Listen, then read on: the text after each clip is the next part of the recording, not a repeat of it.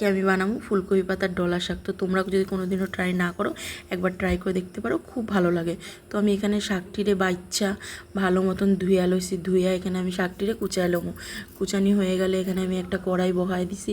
কড়াই বহায় এখানে আমি একটু জল দিব। জলটা গরম হলে পরে আমি এখানে আগে থেকে টুকরা করা আলুগুলি দিয়ে দিব। পরে শাক দিয়ে কাঁচামরিচ দিব। কাঁচামরিচ দিয়ে রসুন থেতো করে রাখছি এটাও দিয়ে দিব। দিয়ে লবণ হলুদ দিয়ে আমি শাকটারে ঢাকা দিয়ে রেখে দেবো। পরে একটু পরে ঢাকাটা খুলে আমি এটারে এপিট ওপিট করে ভালো মতন নাড়া দিয়ে আরও খানিকক্ষণ রেখে দেবো, যাতে শাকটা আর আলুটা নরম হয়ে যায়। তো আমি এখানে দেখো ঢাকনাটা খুলে শাকটা আর আলুটা দেখি নরম হয়ে গেছে। তো এখানে আমি ভালো মতন নাড়াচাড়া করে জলটারে ভালো মতন পুরা শুকাই লমো। তো আমার জলটা এখানে শুকায় গেছে।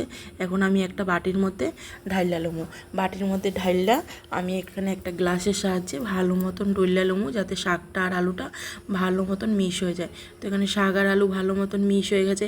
এখানে আমি একটা কড়াই বসিয়ে কড়াইয়ের মধ্যে শুকনা মরিচ কালো জিরা দিয়ে একটু নাড়াচাড়া করে পরে এখানে আমি শাকটা ঢাইলা দিব। আমি রসুনটা সিদ্ধতে দিয়েছি, যদি তোমরা কেউ চাও সোমবারেও দিতে পারো। আমার ভালো লাগে না তাই দিই না। তো এখানে দেখো আমার শাক হয়ে গেছে। এখন আমার শাক রেডি।